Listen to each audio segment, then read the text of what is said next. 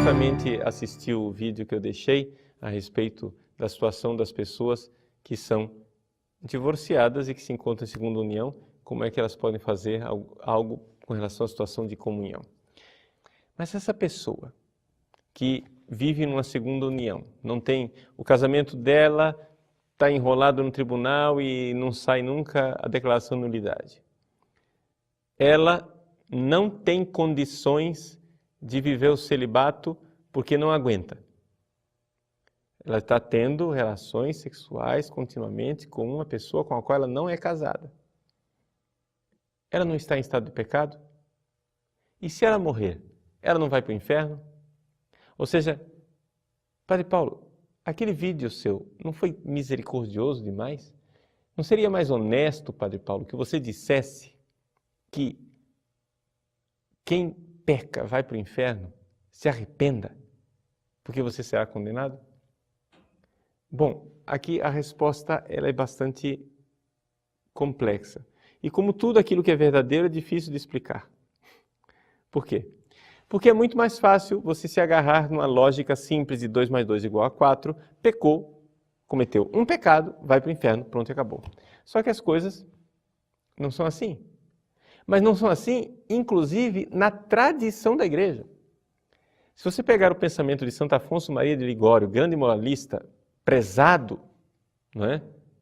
Na tradição da igreja, Santo Afonso Maria de Ligório fala, por exemplo, que existem habitudinários que podem ser santos.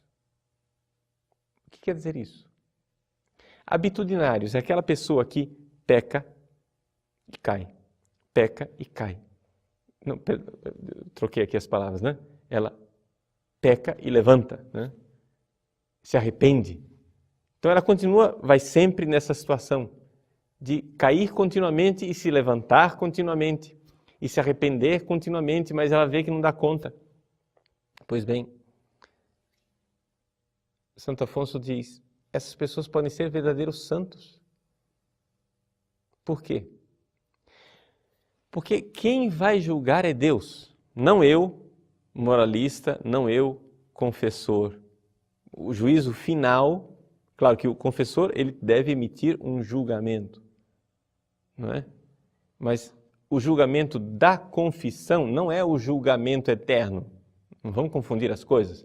Por exemplo, um sujeito se apresenta na confissão e diz, Padre Paulo, eu estou vivendo em segunda união e tenho relações sexuais constantes com a minha esposa. Qual é a atitude de Padre Paulo na confissão? É chegar a dizer, meu irmão, eu não posso lhe dar absolvição. Enquanto você não regularizar, eu não tenho poder de te dar absolvição. Não é que eu não quero, eu não posso. Eu não tenho esse poder. Eu não sou senhor do sacramento. Está entendendo?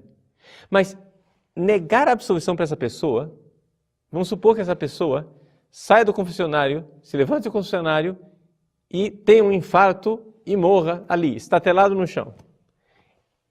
Agora virá o julgamento com J maiúsculo, que é de Deus, que julga o coração. Então existe a possibilidade de que aquela pessoa que viveu o drama de não dar conta da castidade, ou seja, ela queria correr, mas ela não tinha pernas para correr. Ela queria fazer, ela fazia até o esforço, mas ela não era capaz de. Porque o negócio é esse, gente. Nós não somos tão livres como nós gostaríamos de ser. Existem pessoas que não são livres. Eu não estou dizendo que o ser humano não é livre. Mas existem pessoas que estão numa situação psicológica e espiritual tal, elas estão tão enredadas naquela situação que elas não têm mais a liberdade que gostariam de ter. Vamos dar um exemplo concreto para você entender? O exemplo de um drogado.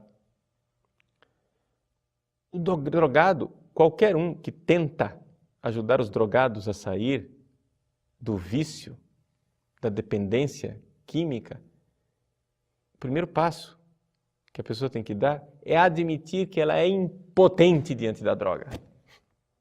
Entende?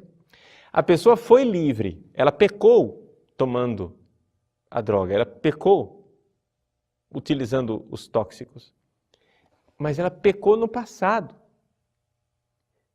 Depois que ela cometeu uma série de pecados, daqui para frente, o que ela está fazendo é erro, mas não é pecado no sentido explícito da palavra.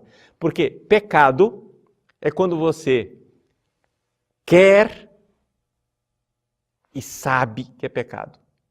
Ou seja, você sabe que é pecado e quer pecar. Mas esse querer exige uma liberdade. A pergunta é, o drogado tem essa liberdade ou ele já é um pobre escravo refém?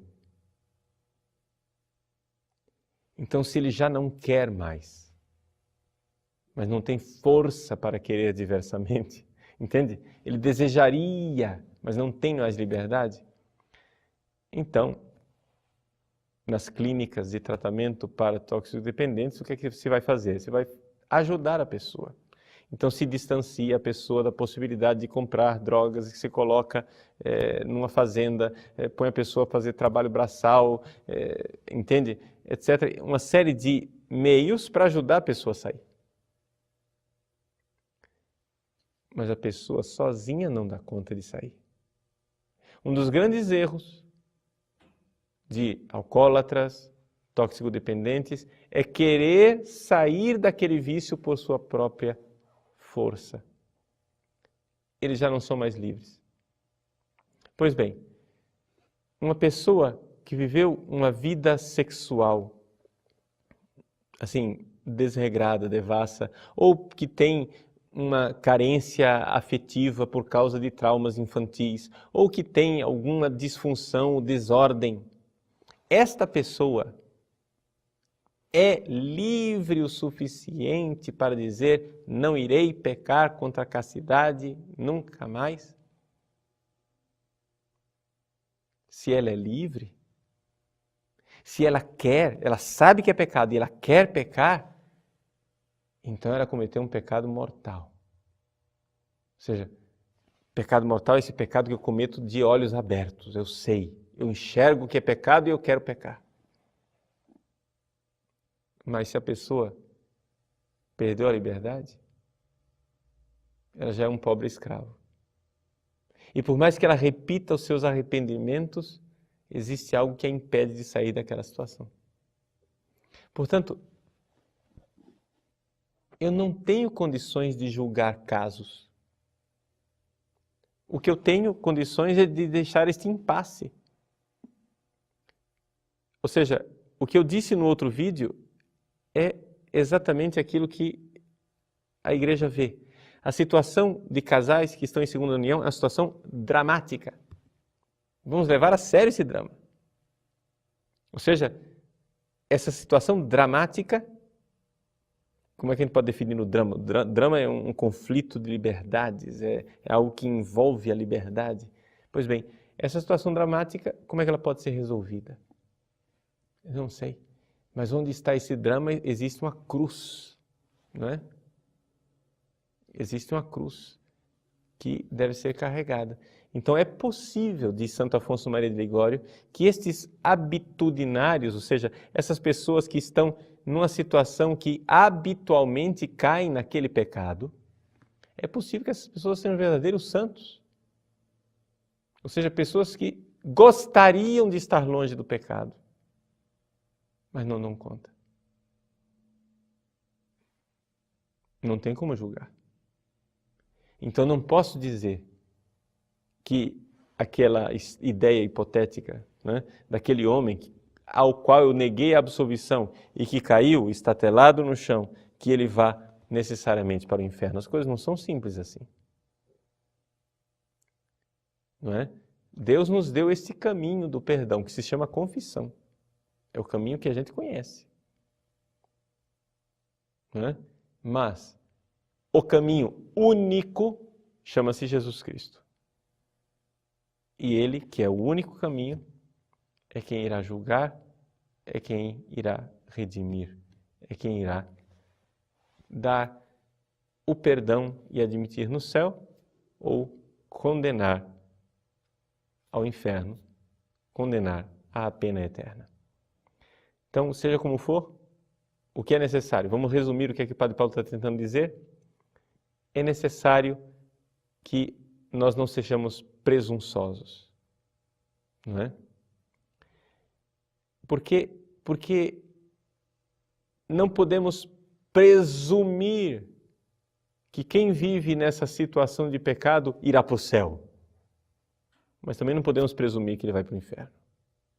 Assim como eu, que me confesso todas as semanas e comungo todos os dias, eu, Padre Paulo Ricardo, pessoa biográfica, concreta, eu não posso presumir que eu vou para o céu. Eu tenho que olhar para mim e compreender que a quem muito foi dado, muito será exigido. Eu que comungo, eu que confesso, a mim foi dado muito. Então eu estou numa situação de risco, sim. Por quê? Porque eu posso não corresponder ao dom que eu recebi. Enquanto outros não receberam o mesmo dom. Outros talvez não receberam tudo esse mesmo dom. Claro, a igreja e a pregação da igreja deve levar as pessoas a levar a sério a situação de pecado e a tentar se converter. Mas nas situações concretas, muitas vezes, a coisa muda de figura. Deus abençoe você.